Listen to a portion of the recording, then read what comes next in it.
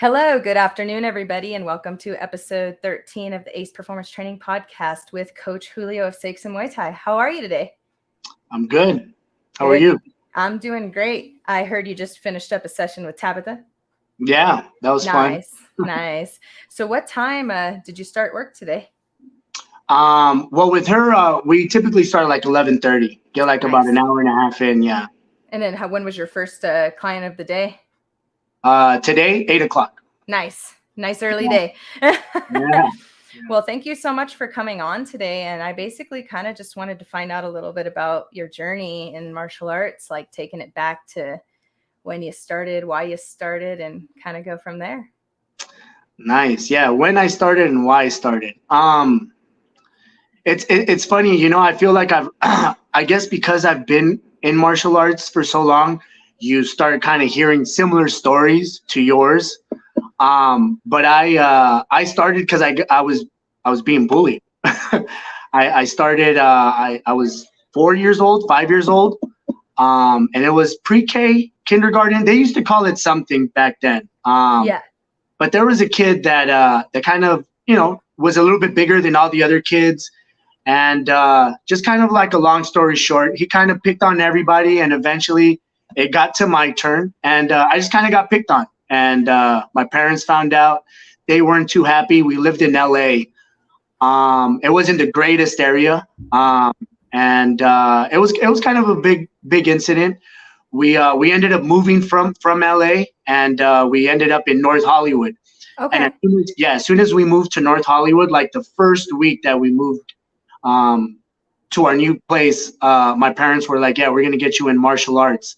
Nice. And I was always into like Ninja Turtles and the Power Rangers, and I was like, man, that's cool. As long as we're kicking, I just want to kick some stuff.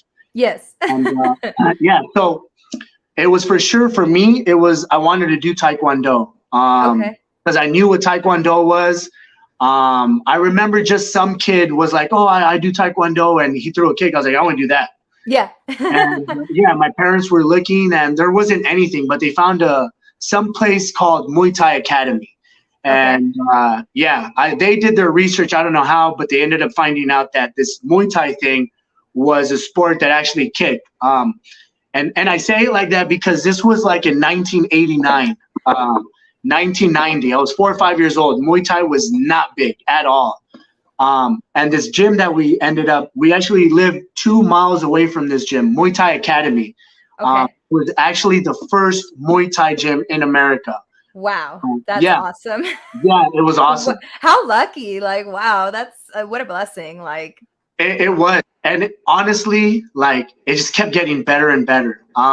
Back then, like I just feel like every young kid around my age went through the same thing. We watched Van Damme movies.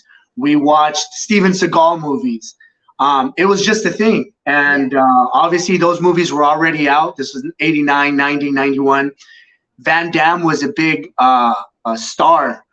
And so we walk into the gym and they had pictures. And the first picture that I see was a picture of Van Damme inside of the gym with one of the coaches from Muay Thai Academy. Nice. I was like, no fucking way. Sorry. No, you're good. You're good. Trust me. You're good. I saw that and I was like, all right, this ain't Taekwondo, but Van Damme trains here. I got to come here. And that's how my journey started. That's how I ended up in a Muay Thai gym. and I'm assuming it was like legit Muay Thai, like where you were like, because I know there's differences, right? I mean, I've heard. Yeah.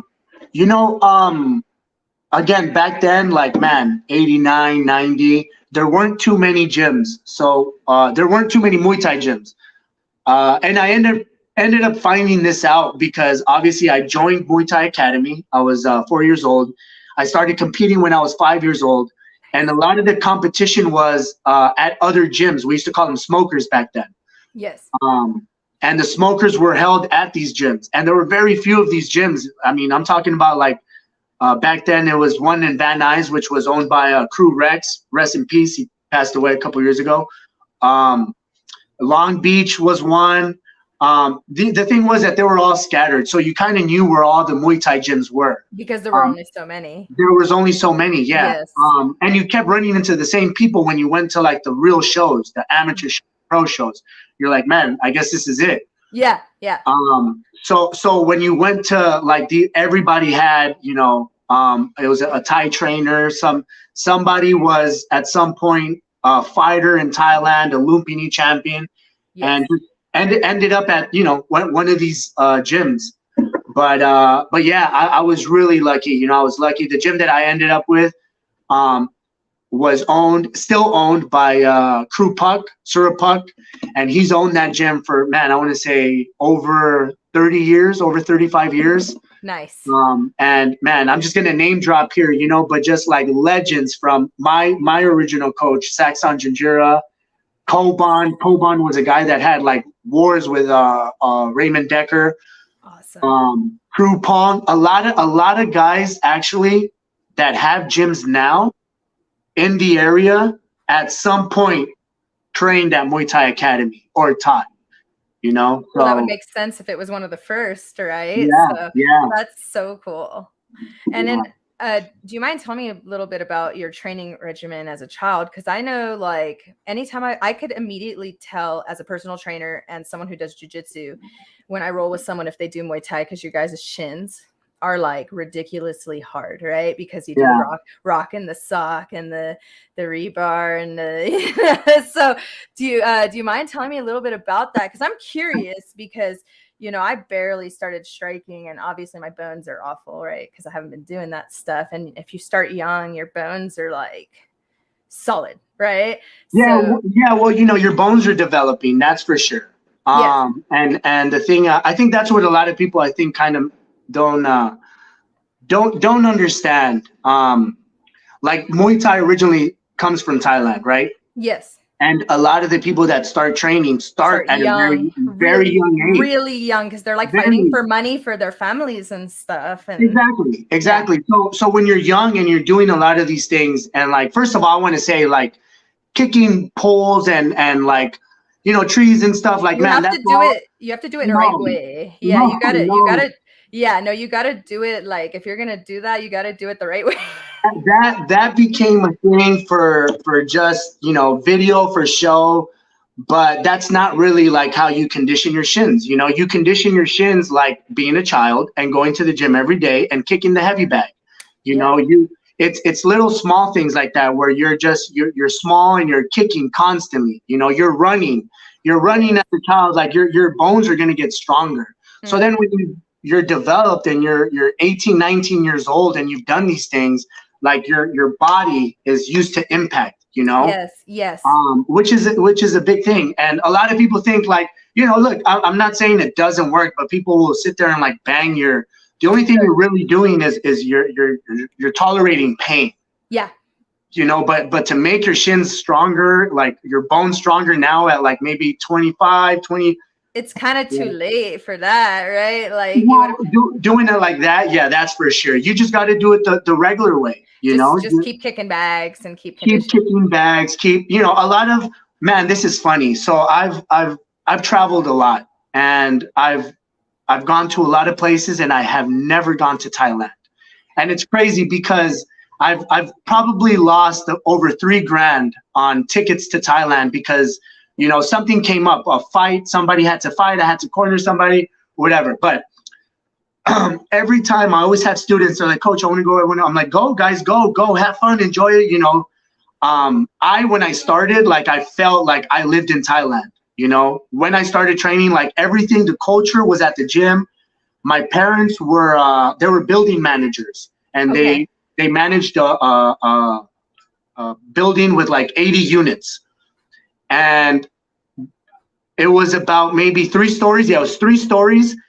And the 3rd floor ended up being my coach lived there. Students, teammates, fighters. It was like, man, they all rented. That's so cool.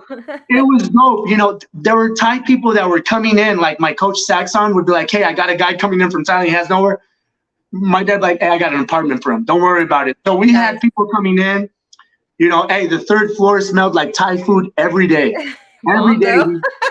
super bomb, super bomb. Yeah, Yes, guys yes. were guys were cooking up. Their doors were open. It felt like a Mhm. dorm, like you were in dorms. That's It was dope. awesome.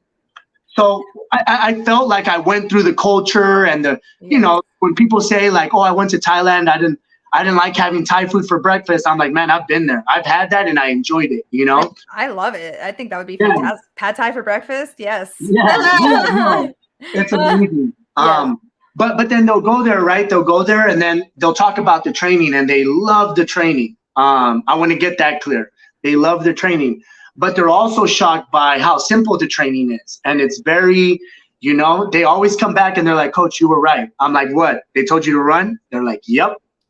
You go over there and they're like, the first thing they tell you, running, shadow, which means shadow boxing, Yep. heavy bag, running, and it's just constant. A Conditioning. lot, a lot of that, yeah, by running, man, you're running on the street, you're making your shins a lot harder. People complain about, oh, I got shin splints. I'm like, well, that's how you make your shins harder. You go through that pain, Yep. Yep. And So it's humid too, right? So you're running and you're sweating too. yeah, you're sweating, you're constantly, you got probably dry mouth all the time, and Yep. it's like you're cutting weight constantly, Yep. I would think so. So, yeah. And like as a Muay Thai fighter as a child, how many hours a day would you train? I'm assuming. So I'm gonna tell you the truth because I take pride in this. I know a lot of people lie. I'm gonna give you my schedule how it was. Okay. Monday through Friday. Obviously, I'm a child, so you got to go to school. Yes. You go to school from 8 o'clock to 2:30. My mom would let me stay after school because she would get off of work at 3:30. So she'd pick me up at 3:30. So I had that hour to do my homework at school and kind of play around a little bit. I used to like basketball. That was always my thing. Probably you can see, but I got yeah. I was gonna say I see that right there. Yeah, I was a basketball fan, so that was like my time. From 2:30 to 3:30, I tried to do my homework and just play basketball with my friends. 3:30, my mom would pick me up. As soon as she picked me up, she dropped me off at school. I'm sorry, at school at the gym. So Nice. I'd be at the gym at maybe 4 o'clock. The kids class would start at 4:30. So from 4 to 4:30, I would always either run, hit the bag, or something. I would take the kids class from 4:30 to 5:30. From 5:30 to 6:30, there was fighter training. Where that gym was located, there was like a target around maybe a mile away. We'd run to target with weights and hip pads and all that. That was like, it was some crazy fighter training that me as a 7, 8-year-old probably shouldn't have been doing. But you wanted to. But I wanted to, yes. I am so thankful, for all that training. That was from 5:30 to 6:30. And then because my parents also trained, they took the adult class. So I stayed for the adult class from 6:30 to 7:30. And then it just became a family affair. My mom trained, my dad trained, my twin sisters trained. That's cool. And yeah, we were just all at the gym. So you know how it is, the gym culture. Yes. You're done training, you're hanging out. My parents are already there. Yeah. We're running around. I'm getting my playtime. So it was about 3.5 hours of training, 4 hours of training every day. Nice. And it was just like that Monday through Friday. And then every Saturday, because my coach was still actively fighting, every Saturday we were going to fights. That's We were cool. going to Vegas, Fresno, somewhere every weekend. Just to watch fights. That's so cool. Yeah. Be a part of fights. Be a part of fights. Somebody was fighting, I would fight. If it wasn't a smoker, it was professional fights. My coach was fighting. So nice. And that's cool because you didn't have to separate like your family time from what you were doing. It was all one nice integrated thing, which is really awesome. I love when I see families training together. It's the best. Yeah, obviously I was a kid and you don't get to see that until you get a little bit older. Then you really get to see it when you have kids of your own. I have I have a 14-year-old. I have a 14-year-old and I have a 5-year-old. And it's just, man, it's crazy for me to see my kids basically go through the same life that I did. Yes. All over again, That's so cool. And I just make sure, like I know I said about the training. Like I was complaining, you know, we all complain about training. But at the end of the day, I loved it. I loved being at the gym. I love the person that it made me. I feel like the rough training and the authentic training that I got back then was needed. Not only for me, but for I think a lot of people. You know, not everybody needs to learn the same way. Some people, I think it's okay how some people think like you need to learn at a soft, slow pace. There's people that need that pounding, you know. And sometimes as a child, man, I think that's okay. And I for one, I needed that. I needed that because I know that if I didn't probably have martial arts, like I would have geared it towards, you know, the wrong direction very quickly, very quickly. And It's so easy to be bad. I tell people all the time, it's so easy to be bad. Oh yeah. It's so hard to be good. It is. And honestly, doing any kind of martial art gives you something to funnel all that into, channel all that into, and keep you in a nice, humble mindset and keep you good.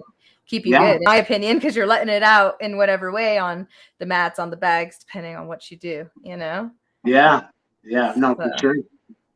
Man, that's awesome. And so when did you start working at Saekson?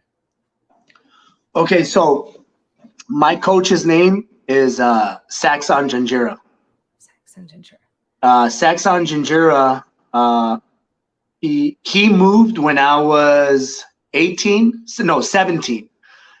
I was 17 turning 18. He moved to Texas, and he knew he was already moving to Texas. He had his own gym, and 6 months before he was going to move, he started teaching at a fitness gym. They had all sorts of classes. It was like Muay Thai was a program at a fitness gym. He just kind of took that over because he was like, I'm leaving anyways. When he left, he told my dad to take over that program. I was 18. Okay. And when my dad took it over, I had just graduated high school, and I was kind of helping him out, kind of teach classes. I did that for maybe like 6 months to a year. Turned 19, then I started kind of doing my own thing. I got tired of the training. My coach left. I was like, man, this is not the same. Like, I'm done. Yeah.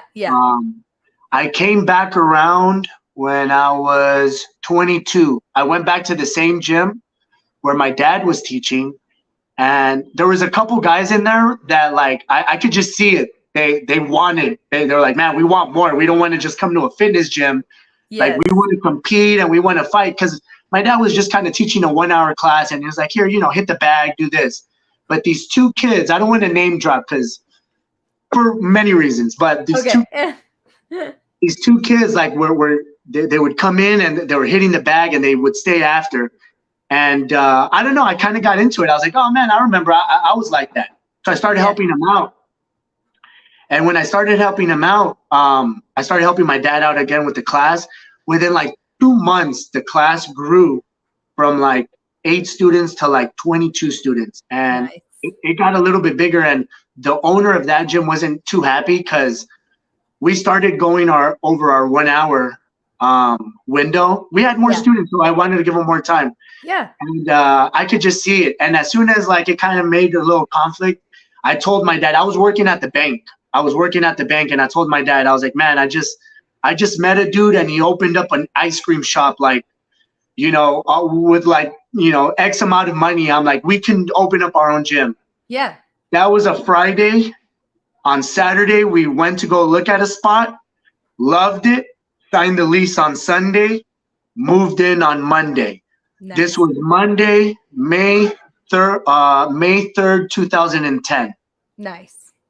That's when we opened up Saekson's Muay Thai. And that's why we called it Saekson's Muay Thai, because I trained under my coach, which is Saekson. And when I opened it, I asked him if I can use his name, because I trained with him, and I trained with him while he was still fighting. I did the training camps with him.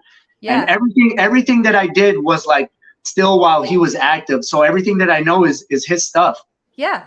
He gave me the blessing, and we opened up the gym. That's so cool. Yeah. That's really cool. May must be a good month, because I know my first martial arts class was in May. So May must be a good month for things. Yeah, yeah, I love That's May. that's so cool. Wow, what a great story. And now, I mean, you're just basically a coach, right? For fighters, like you coach, like I'm assuming not only just Muay Thai people, but UFC people and Bellator and all different kinds of people who need to incorporate Muay Thai into their program. Yeah, yeah, I'm doing a little bit of everything. I definitely, as soon as we opened up the gym, like that was one thing I wanted. I was like, that's what got me into it. I just said it, like, was I saw these kids and they wanted to fight. I'm like, man, I love that part of the competition. Yes. But like with everything, I've had the gym now 12 years. I opened up the gym when I was 24. Nice. 23, 24 years old, my son was 2 years old. I had a 2-year-old when I opened up the gym. And as time goes by, things start kind of changing. I wanted to have fighters. Then I wanted to have a bigger gym. Then I wanted to have more students. Then, like right now, I still want to do all those things. Don't get me wrong. But my son's 14. He's competing. Something that I think didn't kind of keep me around training as much was I didn't have a lot of. I started so young and I didn't have a lot of shows, so like it was a gamble. Every time I went to these smokers, I was like crossing my fingers, like I hope there's another kid my way, my age or something, Makes sense. So there wasn't that many things. So now when I see my son when he was like 5, 6, 7 years old, he wanted to fight and there was nothing. I'm talking about, this was like just 7 years ago. There was nothing. Yeah. And my son stopped training. He started doing soccer. He started playing soccer. And I was like, man, let's do soccer. And he wanted to compete. Yeah, he wanted to compete. He just wanted to win stuff. Yes. And man, as a kid, I know how important that is. You want to win stuff, not everyone. Medal. Yeah. Yeah. It's real important to be a part of something too, Yes. like it's so important. Like just like they do it in school, they make you work with partners and you do group projects and stuff. Like all that stuff is great, but the reality is like not everybody's going to be, thriving in academics. A lot of this stuff that we do, a lot of the jobs nowadays don't really rely on academics. It's just about like, hey man, can you just carry yourself? Can you have a conversation and do you know how to talk to somebody? Yes. Like that's Social so skills. important. Yeah, like I was, man, till this day, like I'm like, it's crazy when I'm walking at the mall and I still see kids handing a resume and then walking away. I'm like, no, man, no. They don't know how to talk to people because they're on their phones all the time, like all the time. Exactly. It's really bad. Yeah, and all these things, like you can't be on your phone and play soccer. You can't be on your phone and fight. Nope. Get So popped in the like, face. yeah. I just saw my son wanted to be part of something, and then when he kind of stopped training, I was a little bummed out, but I didn't want to force him. Yes. And man, a good friend of mine that I used to train with at Muay Thai Academy hit me up like 2-3 years ago, and he was like, man, I want to start having some kid fights. I'm like, man, please. He's like, you want to help me out? I was like, yes. And we started this thing called Cali Kids Muay Thai. Nice. And, it's the first of its kind. I know some people kind of might get hurt out there saying like, no, we've done that before. No, you haven't. This is the first time that we've had an all kids show that is sanctioned under a governing body with full rules Muay Thai, and tickets are being sold so you can go watch these kids and there's a winner and a loser, That's really cool. Yeah. I mean, this is our 4th show now, and because like till this day we still can't find that many competitors, but there's definitely a lot more kids, Yes. But we definitely started blending. We have like this next show, it's June 18th at the Burbank Marriott. Okay. We have 14 kid fights, and then we also have 4 adult fights at the end. So we are kind of blending it in, but definitely the showcase and the attention is all on the kids, That's really cool. It is, like everything that a fighter goes through from, weighing in the day before, not just meeting up at a gym and stepping on a scale. No, you're going to go to the Burbank Marriott where there's been LFA just had some fights at the Burbank Marriott. Yes. You're going to go, you're going to step on a scale, you're going to face off with the person you're going to fight the next day. You're going to come back and you're going to have your own little warm-up room. You're going to have people taking pictures of you as you're warming up. You're going to have a walkout song. You're going to have awesome. lights, and there's going to be 1,000 people watching you compete, and you're 8 years old. That's legit. That's what I'm talking about. And it's that will get them in that competitive mindset so young, like that, those nerves, like that's going to set them up for success in so many avenues of their life. Like, oh my God. Yeah, so cool. you know, honestly, like I've seen it. It's so awesome being able to not be a part, be a part of the of the one that's doing the show. But I'm also taking part in the show with my son, you know, because my son has competed. Yes. So I've worn different hats when it comes to this, and just with my own son, just with my own son, like I've seen the growth. I've seen, you know, him having the confidence. Like I tell people, this is just not kids. This is, if you're a fighter and you're listening to this, I want you to really pay attention to what I'm going to tell you. When you fight and you have tickets in hand and you tell somebody, hey, Jessica, I have a fight this Saturday. Do you want to watch me go kick someone's ass? That is basically what you should be saying if you've been training hard. Yeah. Or if you've not been training hard, I don't want to tell you, hey, do you want a ticket to come watch me get my ass kicked? Yeah. So the confidence it takes to sell a ticket is a lot. Okay. Yep. And as a child, I saw the confidence and I told my son, I'm like, hey, don't sell any tickets if you ain't going to train hard, because I don't want anybody to go watch you get your ass kicked. And he understood. Yeah. So now my son had his head up and he was like, hey, talking to people, man, come watch me fight. Come watch me fight. Man, he trained so hard. He was happy.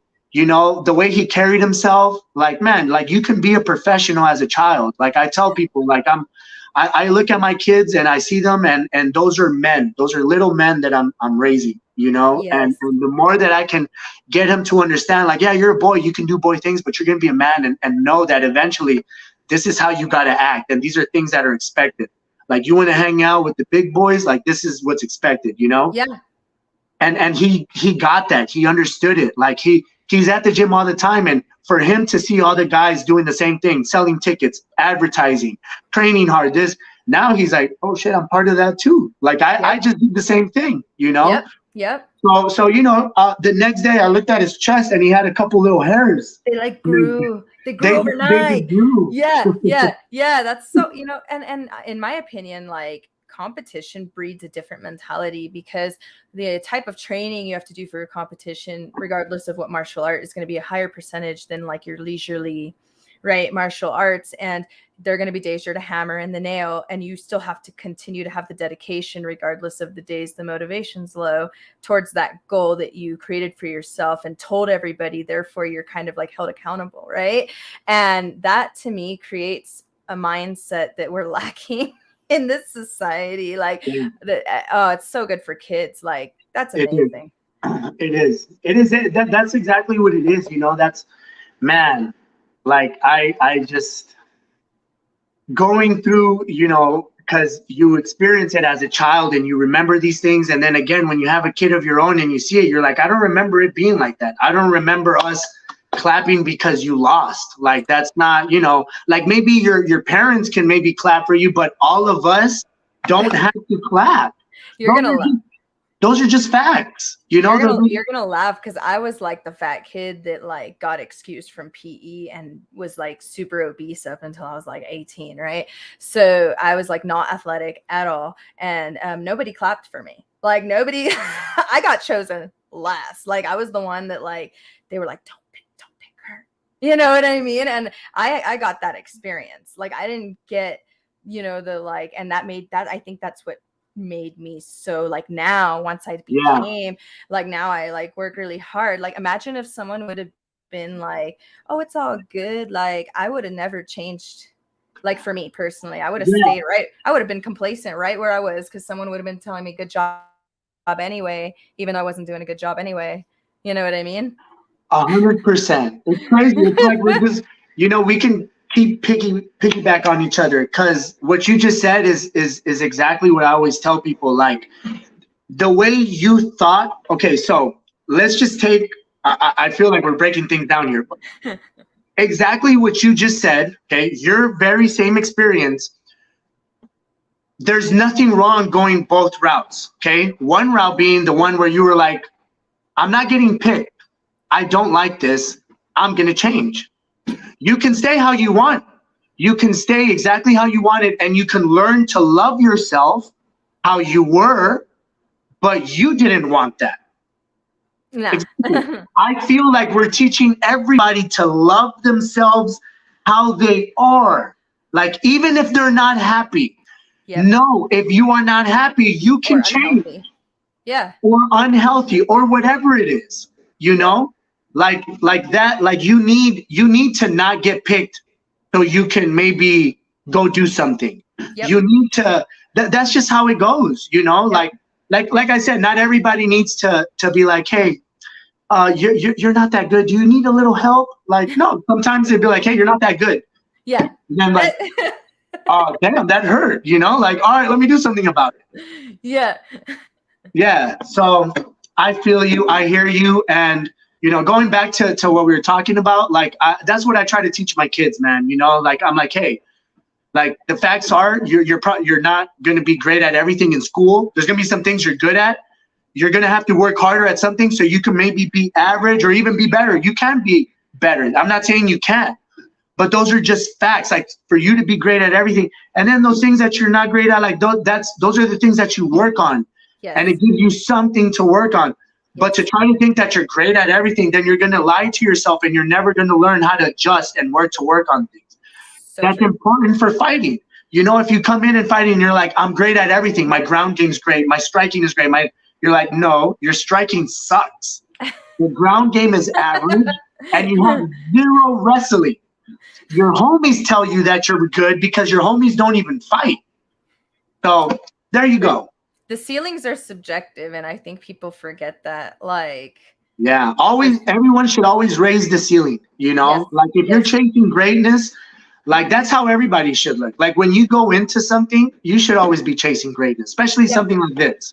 You know, like what we're talking about, we're not talking about, like, you know, like putting away files and shit. Like, even if that's what we were talking about, like, fuck, be the greatest, you know? So you're like, fastest. Yeah, so like, you're known, like, you're so good that we're like, man, I didn't even know that was a thing, you know? That's how good. So when you get into something, like, man, you have to be like the best, like ceiling up here, you know? Yes. Like, I'm not a jiu-jitsu practitioner, but like, I'm gonna use some analogies here. Like, imagine it would suck to be like, man, I'm gonna do jiu-jitsu and like, I just want to get my white belt and then be done. Like, what? Yeah, like, if you're not doing jiu-jitsu, trying to be like, I want to do jiu-jitsu and get my black belt. Yep. Then you are wasting your time. People might disagree with what I'm saying, and what I'm trying to get at, I want to try to make myself clear. It's like, it's having the goal to reach the black belt. You don't necessarily have to get your black belt. Not everybody gets their black belt. Yes. But go in thinking that you want to get your black belt. That way, every day that you go in, you're maximizing. Yes. Your ceiling is high. But if you go in and you're like, man, I just want to get my white belt. You go in the first day, second day, there's going to be days in there where you're just like not even doing anything, you know? Yep. So that's why, like, you have to have that mentality. That's how I was raised from my coaches, you know, and I played basketball a little bit. I played, you know, traveling ball. I played for my high school my senior year, and I was really fortunate. I felt like, man, all my coaches, like, made me a man. Like, they cussed, you know, like, there's nothing physical. Yeah. But it felt like it, you know, it felt like, oh man, I felt that one. Like, oh, I don't want that again. Yes. And I needed that, man. I needed that because, like, you need that in life, man. You need that in life when you have a relationship, when you have work relationships, when you have a job, like, man, that's how you don't get stepped on. That's how you get promotions. That's how you get raised. You have a voice. You just carry yourself different. So yes, discipline. We're missing that. It's a necessity, you know? So it's, and that's one thing I think martial arts of any type creates discipline for ourselves, right? It's like you have to have that discipline, like to train. It's a Yeah. lot. It's a Yeah. lot, man. Yeah. Well, this is great. This is so awesome. I'm gonna have to have a wrist healing right now from a dirt biking thing, but I'm gonna be trying to get back into my striking after that. And Yeah. Yeah. I'll have Start to. off, like everything. Your wrist is hurting. Start off with your legs. Just Oh, kick them. yep, Just kick. You yep, know. yep. Yeah. Get Yeah, it I know. going. I messed up. I was like dirt biking. I didn't think that one through. You know, like. Yeah. It's funny, right? Sometimes a lot of these injuries come from not training. I was like, dang, Yeah. yeah. But it was fun. It was fun. Yeah. Well, thank you so much for taking the time to chat Yeah. and No problem. everything. And I'm gonna have to make a trip at some point, get some Yeah. training, Hey, check it welcome out. anytime. That'd be You're welcome awesome. anytime. Yeah, thank you so much. This was great to hear everything, and especially about that tournament. Is there a website people can visit, like, to check that out? I think you can go to calimuaythai.com. Okay, cool. And yeah, we have all the information on their tickets and the venue, times, and all that's on there. And what are the age ranges one more time for that? From 8 to 17. That's so cool. That's Yeah. great. That's Yeah. really cool. Wow. Yeah. Yeah, I'd love to help promote that. You know, send me some stuff. I'll post Oh, about I it. appreciate that. Yeah. That's Thank you super so neat. much. Oh, of course. All right. Well, thank you again. I hope you have a blessed day. Thank you everybody for joining us. And swing by over there if you want to get some good Muay Thai training. Yeah, some rough training. Yes, yes. Hey, it's good. It's good. I think we all need it. You know what I mean? All righty then. Talk to you later. Take Bye, care. everybody.